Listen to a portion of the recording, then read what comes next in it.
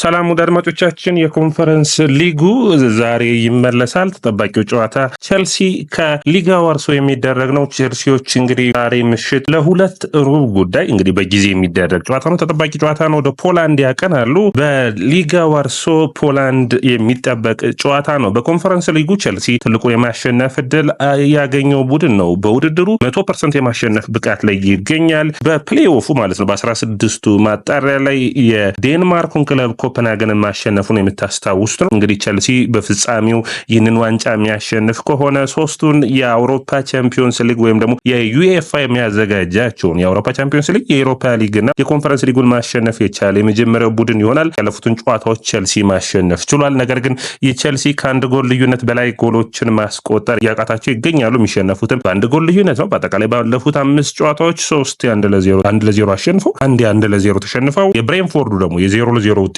የሚታወስ ነው። ቸልሲ በአጠቃላይ በሁሉም ውድድር ጠንካራ ብቃታቸውን መመለስ ግድ ይላቸዋል። ትናንትና አርሰናል ማሸነፉን ተከትሎ በአርሰናል ድል ምክንያት የአውሮፓ ቻምፒዮንስ ሊግ ላይ የእንግሊዝ ቡድን ቶፕ 5 መሆን ችሏል። 5 ተፎካካሪ ቡድኖች ወደ ቀጣዩ ዙር የሚያልፉ ይሆናል። ይህ ለአውሮፓ ቻምፒዮንስ ሊግ ተሳትፎ የሚደረገውን ፉክክር ጠንካራ የሚያደርገው ይሆናል። ወደ አድማቻችን፣ ይህ ያያ ስፖርት ነው። ላይክ፣ ሼር፣ ኮሜንት፣ ሰብስክራይብ ማድረጋችሁን አትርሱ። የውጤት ግምታችሁን አስቀምጡልን። ማን ያሸንፋል? ቸልሲ ከሊጋ ዋርሶ ወደ ፖላንድ ሄዶ ሊጋ ዋርሶን የሚገጥም ተጠባቂ ጨዋታ ነው ለቸልሲ። ዘንድሮ ውድድር ዓመት 10 ጨዋታ በኮንፈረንስ ሊግ ላይ ያደረገው ቸልሲ 10ሩን ማሸነፍ ችሏል። እንግዲህ በሊጋ ዋርሶ ተጠባቂ የሆነ ጨዋታ ነው። ምክንያቱም የሊጋ ዋርሶ ቡድን ለመጨረሻ ጊዜ የተሸነፈው በመስከረም ወር ነው። ከመስከረም በኋላ አልተሸነፈም። ባለፉት 4 ጨዋታዎች ካየነው ደግሞ በጥሩ ብቃት ላይ የሚገኘው ቸልሲ ነው። ነገር ግን የመጀመሪያዎቹን የጨዋታዎች በምድቡ ጥሩ ብቃቱን በሊጉ ፎርማት ላይ ጥሩ ብቃቱን አሳይቶ የመጨረሻዎቹን 2 ጨዋታዎች በመሸነፉ አጣቂኝ ሁኔታ ነው ሊጋ ዋርሶ ወደ ቀጣዩ ዙር ማለፍ የቻለው። ነገር ግን የአውሮፓ ቻምፒዮንስ ሊግ መድረክ ላይ የምታገኛቸው ቡድኖች መገመት አስቸጋሪ ነውና በፍጻሜው ምን አይነት ውጤት እንደሚያመጡ የሚጠበቅ ነው የሚሆነው። ቸልሲ እንግዲህ ኮል ፓልመር ወደ ጎል አስቆጣሪነቱ እንዲመለስ ይጠበቃል። ሜቢ በዚህ ጨዋታ ላይ ጎል የሚያስቆጥር ከሆነ የሚጠበቅ ነው የሚሆነው። በሊጉ ግን ከ11 ጨዋታ በኋላ አሲስት ማድረግ ችሏል። ያስፈላጊ ነበር። ቸልሲ በአጠቃላይ ባለፉት ውድድሮች በኮንፈረንስ ሊጉ 6ቱን ጨዋታ 6ቱን ማሸነፍ ችሏል። ሊጋ ዋርሶ 3ቱን አሸንፎ 3 አቻ ወጥቷል። ግምታ ያስተላለፉ እንግዲህ በቸልሲ በኩል የዌስሊ ፎፋና በጨዋታው ላይ አይኖርም። በብሬንፎርድ ጨዋታ 5 ተጫዋቾችን መቀየራቸውን የምታስታውሱት ነው። እንግዲህ ኒኮላስ ጃክሰን፣ ኩኩሬላ፣ ኮልዌል፣ ኔቶን እንግዲህ ከጉዳት ፓልመርን ጨምሮ ከጉዳት እንዳይጎዱባቸው የፈሩ ይመስል ነበር። ስለዚህ እንደዚህ አይነት ተጠባቂ ጨዋታዎች ላይ የሚጠበቅ ነው የሚሆነው። በተለይ በግምታ ያስተላልፉ ፊሊፕ ፔርጎንሰን ግብ ጠባቂ ነው ይጀምራል። ኩኩሬላ፣ ቻሎባ፣ ኮልዌል፣ ጉስቶ ካይሴዶና ኤንዞ ፈርናንዴዝ በአማካይ በኩል ጄምስም የሚኖር ከሆነ ነገር ግን ጄምስ በዚህ ጨዋታ ላይ መሰለፍ ዕድል ላይሰጠው ይችላል። ምክንያቱም ይህ ተጫዋችም እንዳይጎዳባቸው ጥንቃቄን ማድረግ ያለባቸው ይመስለኛል። በሳምንት 1 ጨዋታ ብቻ ነው መጫወት ያለበት ብለዋል። ስለዚህ በሳምንቱ መጨረሻ ኢፕስዊች ታውንን የሚገጥመው የቸልሲ ቡድን አካል የሚሆን ነው። ከዛ ውጭ ኔቶ ጃክሰን እና ማዱዌኬ የማጥቃት መስመሩን ይዘው የሚጀምሩ ይሆናል።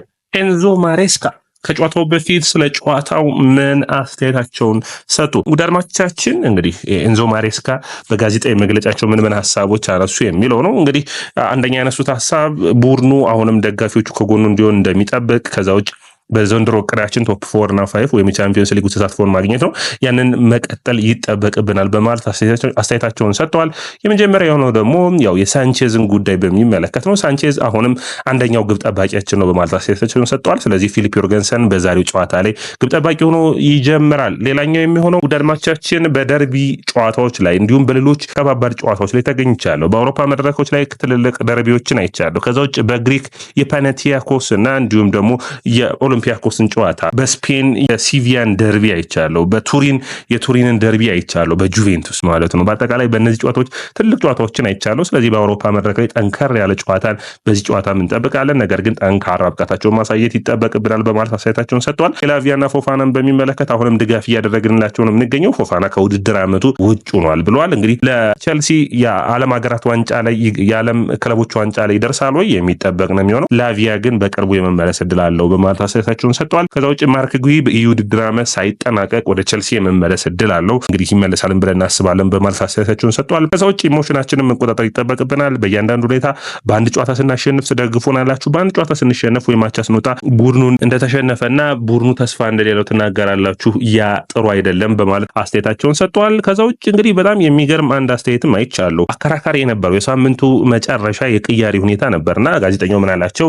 ባለፈው ጨዋታ ላይ ተጫዋቾችን ቀይረሃል፣ የቀየርከው ደግሞ ለዚህ ለኮንፈረንስ ሊጉ ጨዋታ ስትል ነው ወይ ተብሎ ነበር። በጣም ይህ ስህተት ነው በማለት አስተያየታቸውን ሰጥተዋል። እኛ የጨዋታ እቅዳችን ነበር፣ ብሬንፎርድ ከኛ የተሻለ 24 ሰዓት ነበረው፣ ለመዘጋጀት ብቁ ነበር። ስለዚህ ያንን በሚመለከት እኛ ደግሞ ተጫዋቾቻችንን በሁለተኛው አጋማሽ የተሻለ ፓወር እንዲኖረው ለማድረግ ሞክረናል። ስለዚህ ሙሉ ቡድናችንን በዛ ጨዋታ ላይ የመሰለፍ አቅምም አይኖራቸውም ነበር በሚለው ብሎ አስተያየቱን ሰጥቷል። እንግዲህ የሚጠበቅ ነው የሚሆነው በዚህ ቡድን ውስጥ ሁሌም አስተያየታችንን ስንሰጥ የኤንዞ ማሬስካ የዘንድሮ ውጤታማነት የሚለካው ቡድኑ በአውሮፓ ቻምፒዮንስ ሊግ ያለው ተሳትፎና በኮንፈረንስ ሊጉ የአሸናፊነት ሂደት ላይ በሚያወጣው አቅም ነው። ያንን የሚያደርጉ ከሆነ የሚጠበቅ ነው የሚሆነው። ስለ ጆሹዋ አችፖንግና ታሪክ ጆርጅ አስተያየታቸውን ሰጥቷል። አሁንም የኛ የዋናው ቡድን አካል ናቸው።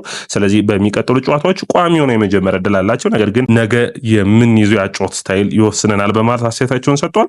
ከዛ ውጭ ስለ ማሎ ጉስቶ አስተያየት ሰጥተዋል። ማሎ ጉስቶን በሚመለከት ለኛ ጨዋታ በጣም ወሳኝ የሆነ ተጫዋች ነው፣ በብዙ ነገሮች መፍትሄን የሚሰጠኝ ነው፣ በዛም ደስተኛ ነኝ፣ በማሎ ሙሉ እምነት አለኝ የሚል አስተያየታቸውን ሰጥተዋል። በሚገባ መዘጋጀት አለብንም በማለት አስተያየታቸውን ሰጥተዋል። ስለ ሊጋ ዋርሶ ምን ያስባሉ ተብሎ ነበር። ሊጋ ዋርሶ ጥሩ ቡድን ነው፣ ከኋላ መከላከሉን የሚጀምርበት መንገድ በጣም ጥሩ ነው። በ5 ተከላካይ በ4 ተከላካይ ይጫወታል። ነገ እንዴት አይነት አሰላለፍ እንደሚጠቀሙ አላውቅም፣ ነገር ግን ጠንካራ ቡድን በሁለቱም በኩል የምጠብቅ ነው የሚሆነው በማለት አስተያየታቸውን ሰጥተዋል። እንግዲህ የፖላንድ ክለቦች ጠንካራ የሆነ ደጋፊ ያላቸው ናቸው።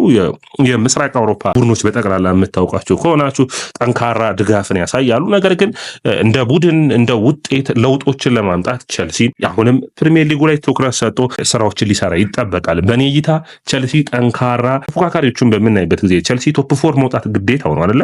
ባለፉት ጊዜያቶች እንደተወያየ ነው። ቸልሲ በቀጥታ ቀጣይ ያሉበት ጨዋታዎች ወሳኝ ናቸው። ቀሪዎቹ 7 ጨዋታዎችን በቸልሲ በኩል ካያችሁ እንግዲህ ኢፕስዊች ታውንን፣ ፉላምን ከዛ ኢፕስዊች ታውን፣ ፉላም ከዛ ኤቨርተንን ነው የሚገጥመው። ከዛ ሊቨርፑል፣ ማንቸስተር ዩናይትድ፣ ኒውካስትል እና የመጨረሻ የሚሆነው ኖቲንግሃም ፎረስት ነው። እነዚህ 7 ጨዋታዎች ለቸልሲ ወሳኝ የጊዜያቶች ይሆናሉ።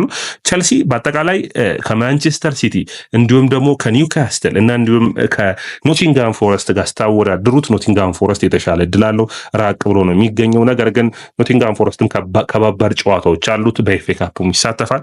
ትንሽ ሊቸገር የሚችልበት እድል አለ፣ ነገር ግን የተሻለ እድል ሊኖረው ይችላል። ኒውካስትል አሁንም ከቸልሲ ጋር እኩል 53 ነጥብ ላይ ቢገኝም 3 ነጥብ ሌላ አንድ ቀሪ ጨዋታ አለው። ስለዚህ 8 ጨዋታ ነው የሚቀረው ማለት ነው። አንድ ጨዋታ አልተጫወተም። ስለዚህ በአጠቃላይ ኒውካስትልን ጠንካራ ጨዋታውን ቢኖሩትም ከሁሉ የከበደ ያለው ቸልሲ ይመስለኛል ከነዚህ ቡድኖች ማለት። ማንቸስተር ሲቲ ቀላል ነው ያለው፣ ነገር ግን ወደ ፓላስ ይሄዳል፣ አስቸጋሪ ሊያደርግበት ይችላል። ከዛ ውጭ አስቶን ቪላን ይገጥማል። ቪላም እዚህ ውስጥ ይካታል። የቪላ ግን ቀሪ ጨዋታዎቹ በጠቅላላ በሚባል ሁኔታ ከባባድ ናቸው።